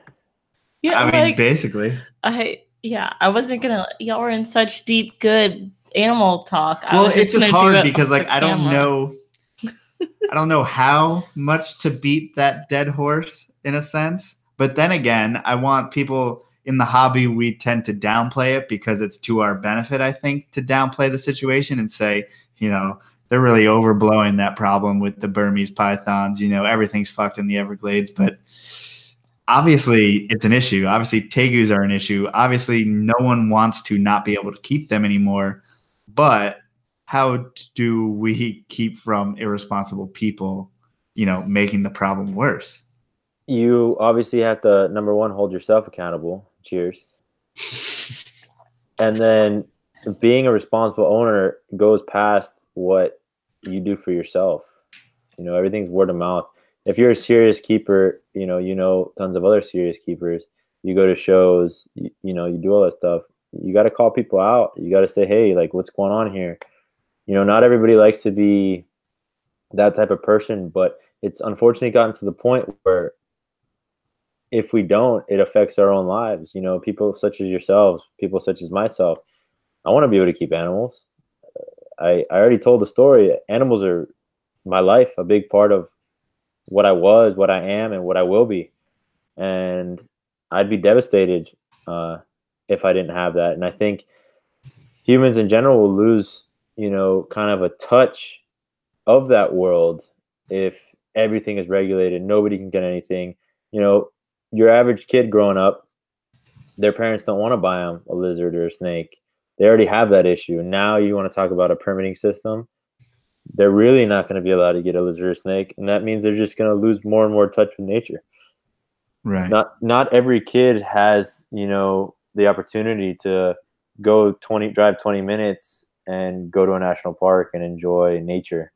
So, you know, for me, that captive wildlife is people's avenue to nature, to conservation. What they're keeping in that tank may have nothing to do with conservation, but it may inspire them to want to help in the future. And I think that's what it did for me.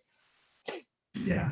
And I think it kind of sucks because the people who are doing a lot of the negative things aren't the real people who are very involved in the community.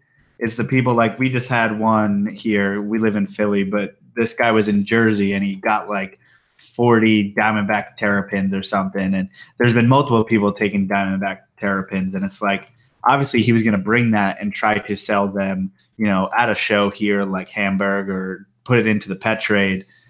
But it's like that guy, no one knew that guy. So it's hard to be like, to police ourselves when it's some random guy taking advantage of wildlife, you know, kind of a one-off guy just trying to look for money. Sure. I don't know. You can't nip that bud before. There's a million one-off guys out there. Yeah. We're not going to be perfect. I mean, we all know that. Clearly, our situation, and I say we because we're all in this together, is not perfect by any means. And for it to be perfect is just really a really, really tall order.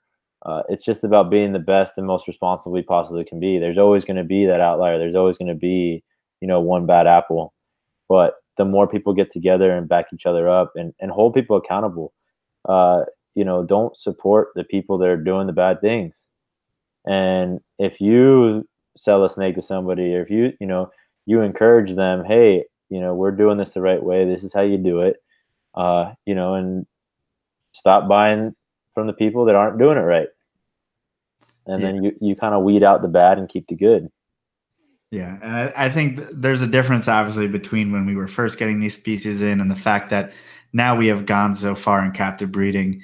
it may be you're making that choice just because that animal's cheaper sometimes, and you're getting it from a source that may be unknown or lesser than you could get it just because of the money factor. And I think if everyone just wasn't so impulsive, you just waited and you support the people who are doing the good work, the people who are, I mean, there's a crazy amount of people working with tortoises, with Cyclora, and all these things that were once highly, smuggled, but now we have the opportunity to get amazing captive animals. I mean, it's an awesome opportunity that we have as keepers in 2019 that no one has before. Absolutely. And we all know the people that you're talking about that buy an animal cheaper don't get the answers from the people that they bought it from because they don't care, and then they come to people that do care and want all the answers, even though they didn't support them. It's all about accountability. Supporting the good people, and you try to weed out the bad eggs that way. Right. What are you doing with the dog? Sorry, she was just sticking her butt, and I wanted her to turn around. You're distracting me. Well, that's not my fault. So let's talk about what. Did we already talk about what snakes he keeps?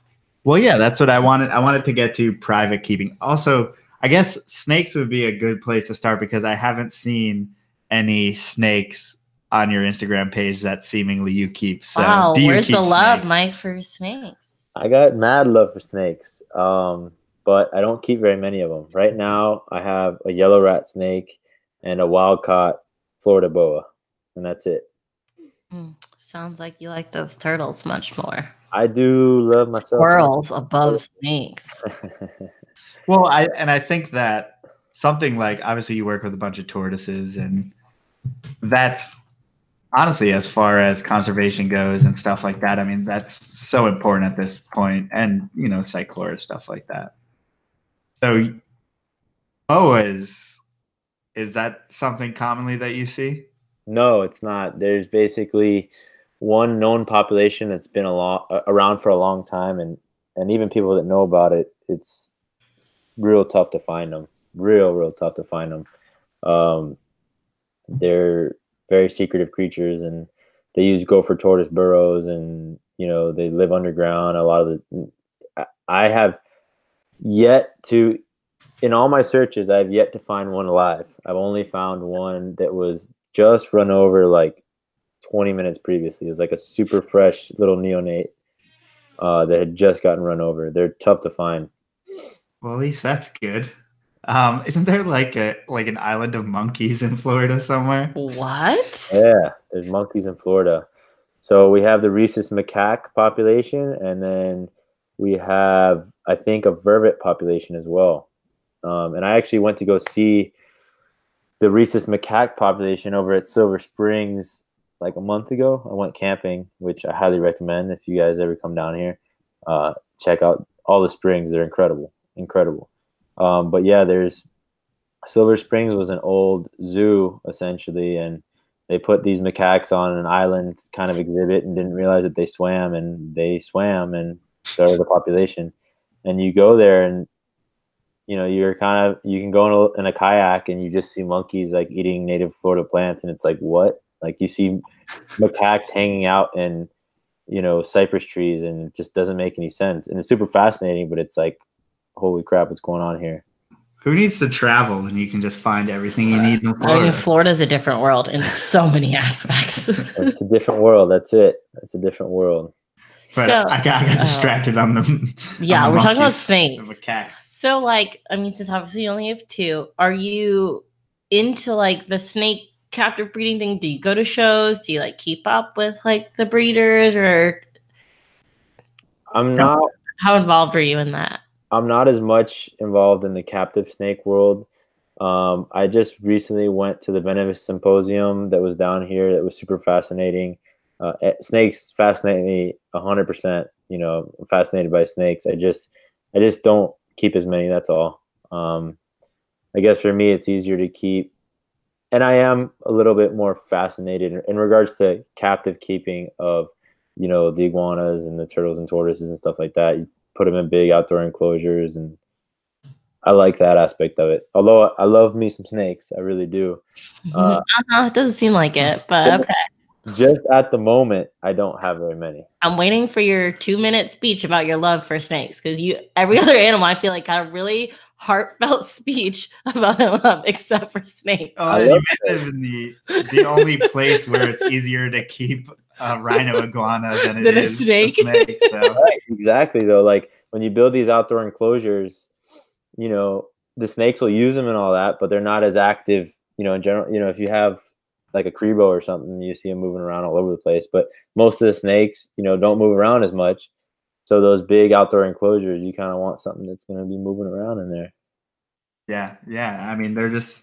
It seems like from an outsider's perspective, the Cyclura are just like the relationship you can have with that animal seems second to none to everything else. Did I just crack? Did my voice just crack? Oh, baby, your voice is cracked like 10 times. I don't know what's going on tonight. I just haven't. I've been nice and haven't said anything. No, it's cracked a lot before that. You got emotional with the Cyclura. I don't blame you. Yeah. Pulling on your heartstrings. So I guess explain a little bit of the relationship that you have with Cyclura. So I'm Cuban. I have Cuban descent.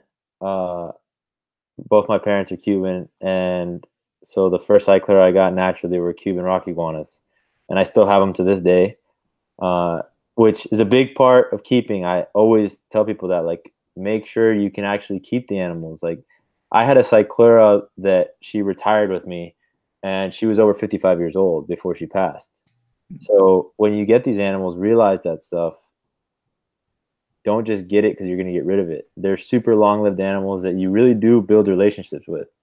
And Cyclura have always been a huge fascination of mine. And one of my goals is to see them all in the wild. I would like to do that, you know, before I peace out from this world.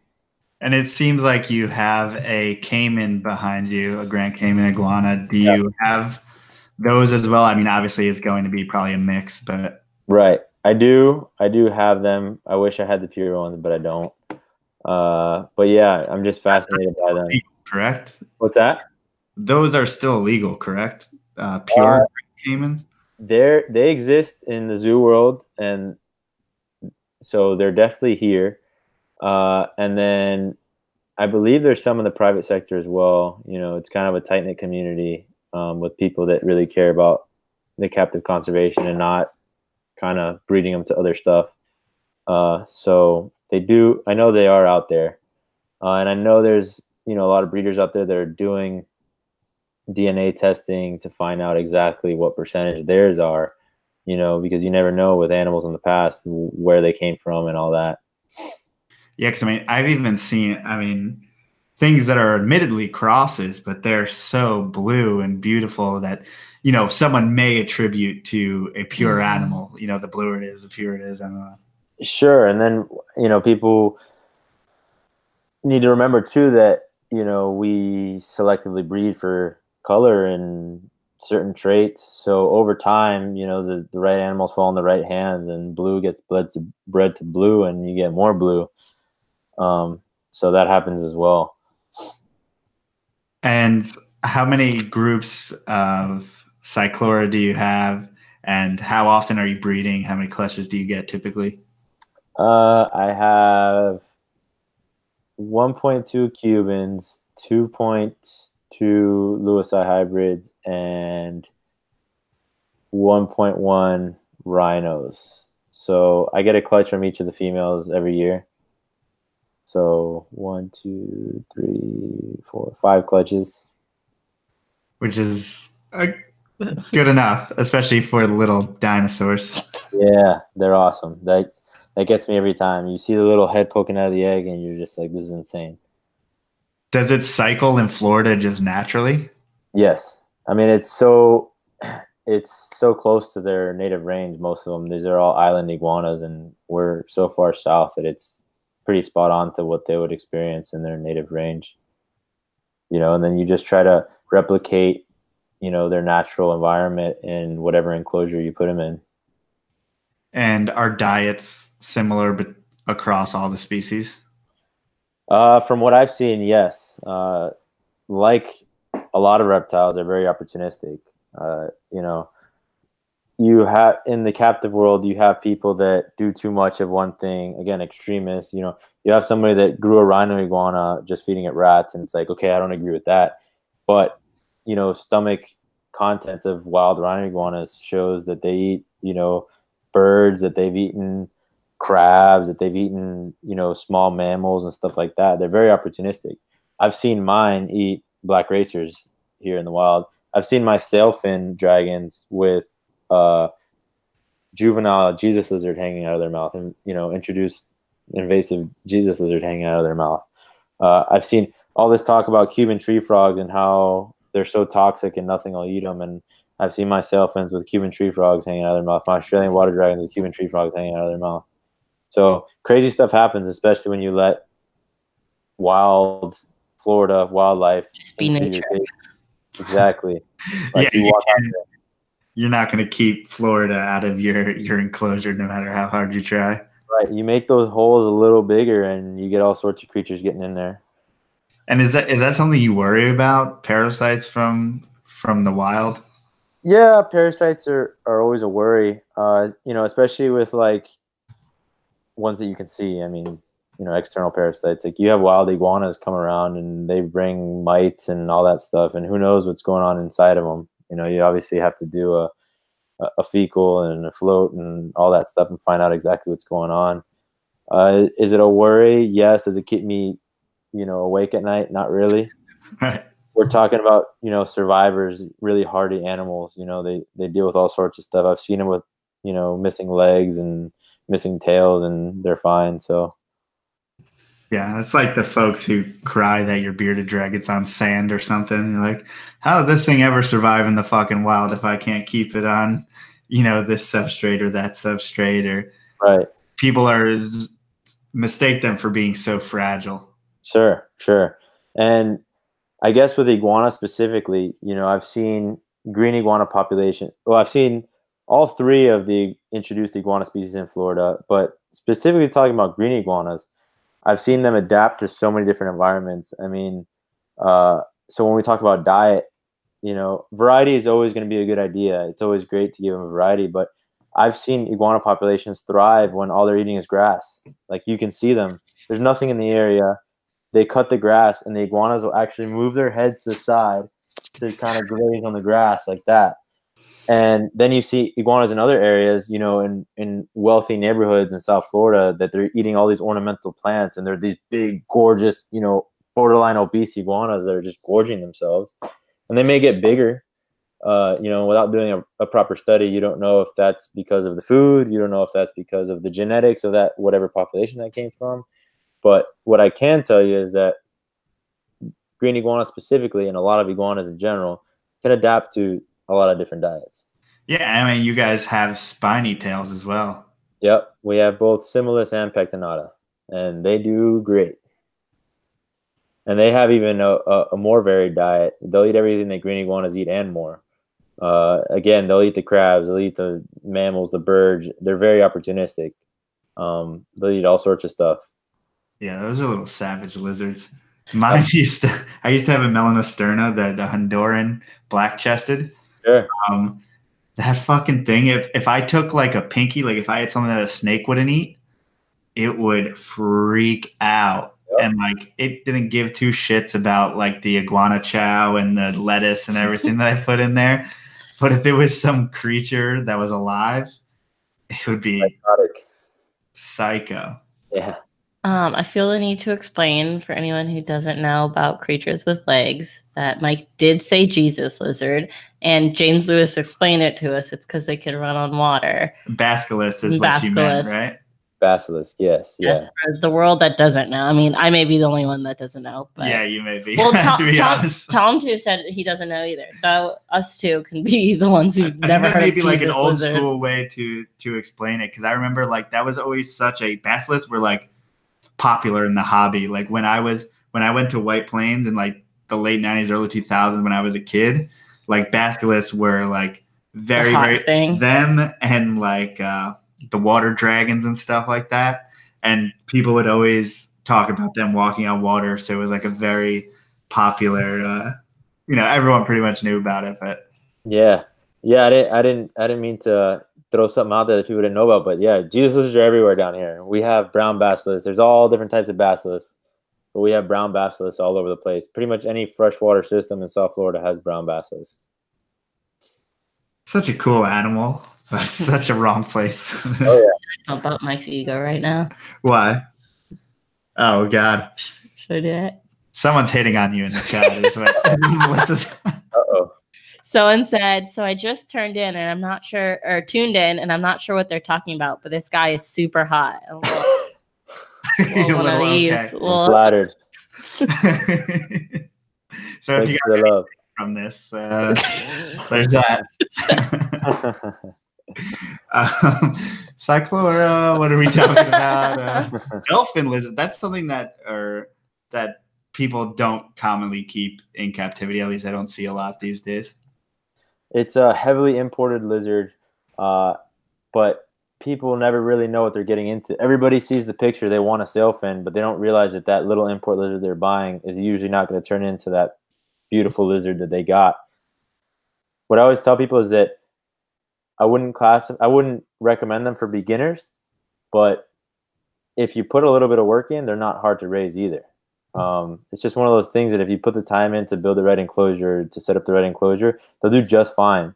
But if you try to treat them, again, just stick them in an aquarium like everything else on sand or something, and not give them the needs that species needs, it's not going to do well. They're going to rub their faces. They're going to, you have to know how to set them up. I was going to ask you that because like even the ones I've seen in zoos always have like smashed faces and stuff like that. What is that from? They're just flighty lizards, just like basilisks are. You see a lot of basilisks with, nose rub. You have to put them in cages with visual barriers with, you can't let them grate their noses off. A lot of these lizards, these flighty lizards, if they can see through it, they think that they can get through it. So they get spooked and they'll just try everything, I'm sure you guys have seen it, but they'll just keep trying to kind of peck their snout against, the screen, thinking they're getting out, but all they're doing is grating their face. So when you're dealing with flighty lizards like that, you have to put like a wall up, basically, so that they don't smash their faces. And then they realize, hey, I can't run through that. It's a solid wall. Right. Yes. Not as smart as Crocs. Yes. Terrible display animal, it seems. Yeah. But they do calm down. Like my big male, I don't ever really handle them. A lot of my big animals, I pet them and hand feed them, but I don't usually like take them out and throw them on my shoulders and stuff. I kind of let them do their thing out there, and he'll let me pet him on the head. And, it's kind of I see pictures all the time overseas. I think it's in like Indonesia where a lot of them come from. And it's kind of like a trend. These guys will have them all over them and all on their shoulders and their arms. The pictures are really cool and they're gorgeous animals. And Scott Corning, I don't know if you guys have heard of him, but he's kind of the pioneer for sailfin dragons. And he's the one that got me into them. And I learned a tremendous amount from him. But again, it's just another example of do your research. If you do your research, you're going to set yourself up for success. And what do they, I'm not familiar at all, as far as diet goes, what do they eat? Omnivores. So I feed them a lot of the same fruits and veggies as the iguanas. I even got them to eat some of the pelleted diets as well, mixing with the food. And then insects, spiders. I have them in a big screen cage. And like I said, I've seen Cuban tree frogs coming out of their mouth. I've seen Jesus lizards coming out of them. They eat basilisks. I've seen basilisks coming out of their mouth. I know now. Now you can say Jesus' name. I've seen with anoles coming out of their mouth. I've seen them where like I'm in the enclosure with them and I'll be like, let's say digging for eggs. And this is another really cool thing that happens when you're in Florida. You dig for eggs, and when you're digging, like there'll be like little roaches or like little bugs that are in the actual nesting substrate. Yeah, that sounds so cool. It is cool when you're digging them up and the lizards are waiting for you to dig them up because they know that there's going to be food there. And then all of a sudden they're coming down and just picking around your hands while you're digging. And they know it's coming. Once they see it once or twice, they're not dumb. They know that those extra treats are coming. And they're free treats. They're nature treats. Cool. I think it's cool. Again, different definitions of cool. And have you been Are you typically successful with them as far as breeding goes? Sailfins, me and the sailfins have had a lot of troubles. I keep them alive and happy and healthy, and I have produced babies. But I have just had the issue where they go full term and they just don't make it out of the egg. And I've had that just way more than I've seen with any other animal. I've played with humidity, I've played with diet, I've played with all sorts of stuff that, you know, anyone would kind of suggest at first or think of at first. And I haven't quite figured it out. And I've spoken to a lot of people that are really successful with them, and it's just tough. I haven't perfected it by any means, but I do produce them. Is that something that they're kind of notorious for? There's not very many people breeding them. So there's the Philippine water dragon that are no longer imported. I'm sorry, water dragon, sailfin dragon, Philippine sailfin dragon. That a lot of people have, the blue ones, and those ones are bred a lot more frequently than the ones that I have are bred. And the ones I have are the Amboinensis or the Indo giant sailfin dragons, and the males are basically black with a gold middle patch. And there's only, you know, 1 or 2 people that really produce them, and I would say a handful of people that have produced them ever. And it's just tough. It's tough. I don't know. I feel like I've spoken to them all, and, you know, heard what everybody has to say. But nature's gonna be nature. You know, there's always challenges, and I obviously want to hatch out as many as I can, but I haven't figured it out for myself. Are there people, the people you spoke to, are there people that are keeping them inside? Yes, that's the main thing, is that most people keep them inside. Actually, before I put them outside, everybody told me I was crazy. And I played with enclosure design and went back and forth, and I think the sailfins are as healthy as they possibly can be. Another thing that's really cool about sailfins, again, this isn't anything that's like scientifically proven, but they tend to get blue eyes when you put them outside. So a lot of people see pictures of my male Spike. He's kind of like Instagram famous. Everybody loves Spike. Whenever I post a picture of Spike, it blows up. But he's gorgeous, and he has these blue eyes. And then most people that have them, theirs don't have blue eyes, and they're inside. And the few people that I've spoken to that know what I'm talking about, they're like, oh, for whatever reason, when you put them outside, their eyes turn blue. So he has these beautiful blue eyes. That's apparently because he's outside. I raised him inside when he was little, and then I put him, once he was about halfway grown, I put him outside. That's crazy. Yeah.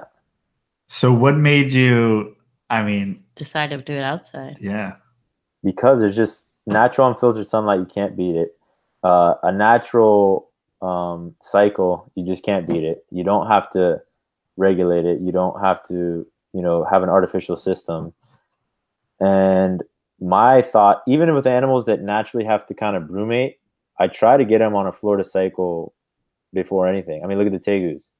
Talking about an animal that normally, you know, needs to be much colder, but clearly they found a way. And I like to think in general, nature finds a way. You know, you put them in the best possible situation. If you can tweak it a little bit to have them live a more natural life in South Florida versus wherever they come from, then you try to tweak it, get them on that cycle. But obviously I'm not taking, you know, desert species and throwing them out in the humidity of Florida. You know, there's levels to it. So just play with it and use good judgment and, I guess, an educated hypothesis, and then try it. And if it doesn't work, you know, you learn and you go on with your life. Yeah. Yeah. I think that's so outlandish to someone who doesn't live in Florida, but we wish we all could just do that. I think it's so interesting. I mean, seeing like in the snake world, no one really has the balls to do that, even in Florida. So I think it's interesting to watch people, like, obviously Crutchfield keeps a bunch of his stuff outside, and it's interesting to see like something like a retic or something, you know, living in an outdoor enclosure. And sure. I mean, with snakes specifically, there's been so much success keeping them inside, so most people don't even want to try with the outside. But I mean, I guess in a perfect world, as I get older and as I experience more of this, I mean, my goal, you know, if someone gave me $1 million today, would be like, I want to make the biggest, baddest enclosures for my animals. And it's like, that's not a reality for most people.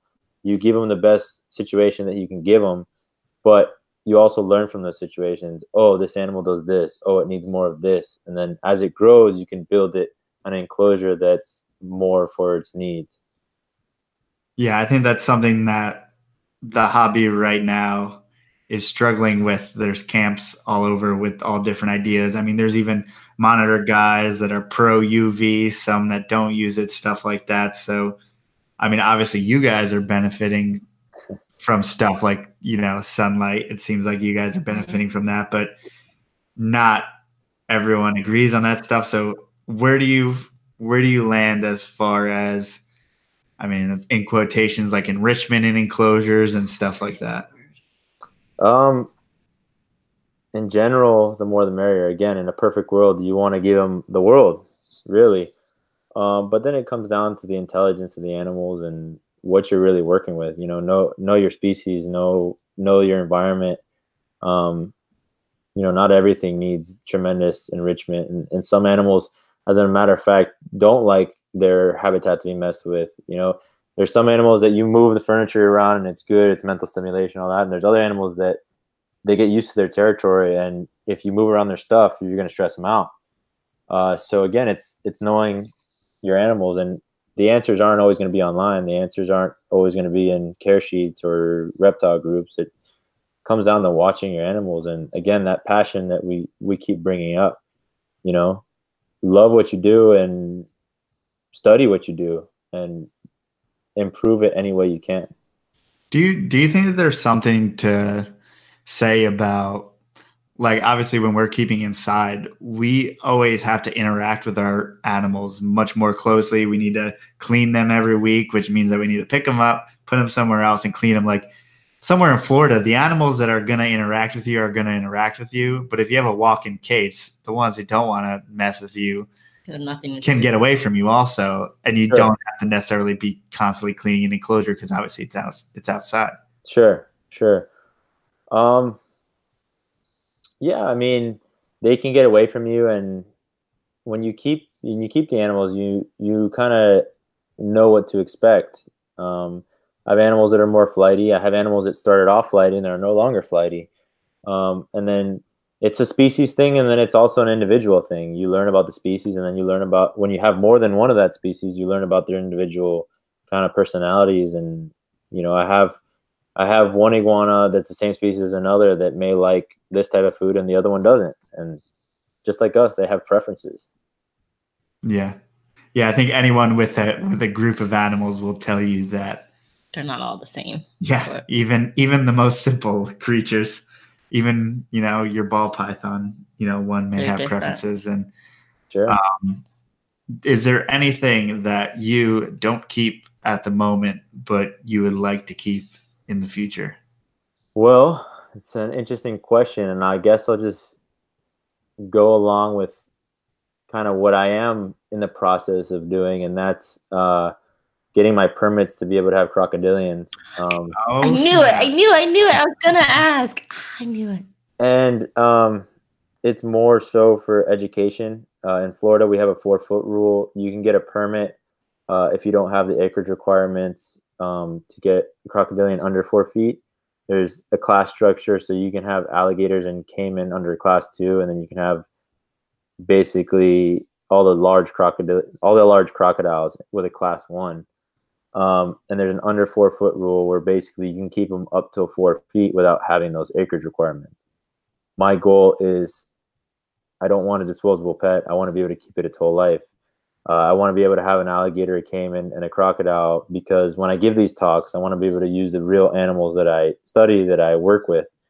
And then I don't want them to be disposable. I want them to be with me forever, So that's my goal. We'll see where we get, but that's what I'm shooting for. It seems like that would be beneficial, because obviously you can build a relationship, you can train that animal, and you can use them for education. So absolutely. And then my thing is, I get the 4-foot rule because you want to make sure people are qualified to be able to keep a large crocodilian. But on the other side of things, I hate the idea of getting rid of them. You build a relationship with an animal, and then you just dump it because it's 4 feet. I don't think that's fair to the animal. So, and I say dump it I don't mean release it or anything. I just mean Right. sending it to another institution or person or what have you, permitted individual. You would think you're qualified to be permitted. I'm working on it. The paperwork isn't easy. Kind of land currently? Working on it. It's all in the works. We'll see what happens. Because it seems like we've been getting Florida people, and this whole thing is like the acreage rules and stuff like that. It's they make it really hard these days. And if anything, I want my permits just for the freedom. I have no interest in keeping venomous. I love venomous. I think they're awesome, but I want my venomous permits so that I can transport them, so that I can, move them legally. If I ever get pulled over, I have paperwork, saying that I am qualified to do this. Even though I'll get inspected and I won't have anything, that's fine with me. I still want the freedom to be able to work with them, because I do work with them on a daily basis. Right. I felt like you had a question. Mindy. I cut you off a few times. No, it's okay. That's my question. No, my question was like, does he have the acreage? Well, and I wanted to know, it seems like so many people's eventual plans are having a facility open to the public with your croc license, everything like that. Is that something that you would want in your future? No, definitely not. I like dealing with the public when I can, I guess, what's the best way that I can put this? It used to be a thought in my head, like, this is what I want. I have a lot of friends that do that, and it's very necessary. I just don't think that that's what I would want to do.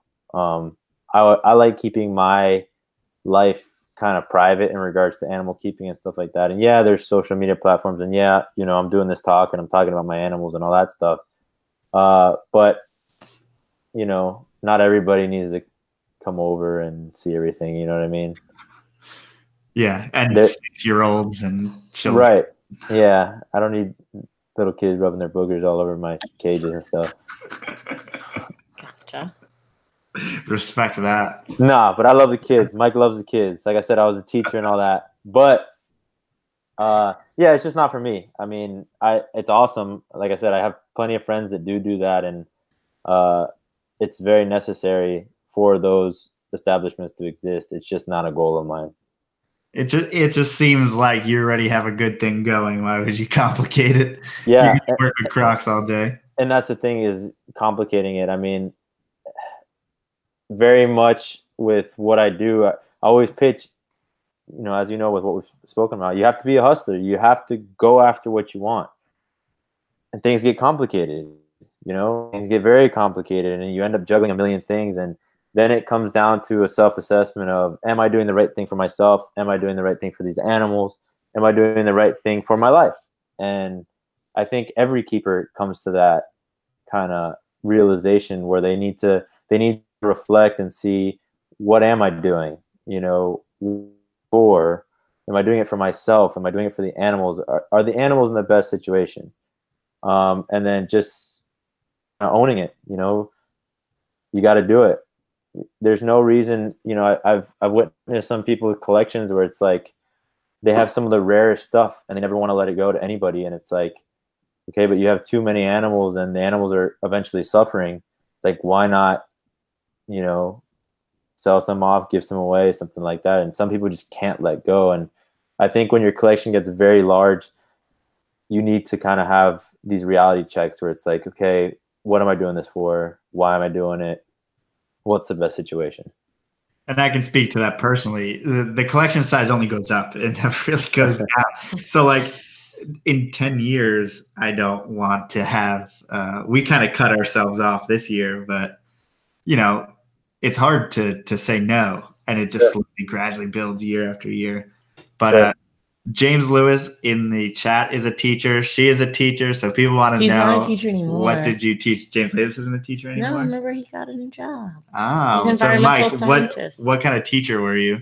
I was a science lab teacher with a really unique situation. I was the curator of a private animal collection of over 800 animals at a zoo. I'm sorry, at a school.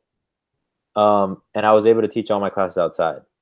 Wait, what Holy school has 800 damn Florida? Yeah. So it was basically somebody that had a tremendous interest in birds specifically. But basically, I started working there, and we kind of diversified the collection. We had sloths, we had monkeys, we had iguanas, we had all sorts of stuff. And I would bring my classes out. I taught almost every single one of my classes outside. We keep on wondering why we moved to Pennsylvania instead of moving to Florida when we moved from Texas. No. Oh, Texas? You left Texas? There's no rules in Texas. There's no rules in Pennsylvania either, man. That's why we went. Honestly, that's why we went from Texas to Pennsylvania. It's not the main reason. Not the main reason. I don't keep. That is not the main reason. But it's a good scene for reptiles, basically. Texas, Pennsylvania, this area, Florida, obviously. Cool. Wow. Okay. Florida has some crazy schools. But Mike, if someone wanted to get in touch with you, what's the best way they could contact you? Probably Instagram at Mike Lorette Reptiles. I'm on it all the time. It's a blessing and a curse. Mike LLORET, correct? Reptiles. That's it. Reptiles. I try to answer everybody on there. I guess that's the best way to contact me. So Sweet. Awesome. And is there any final parting words you have?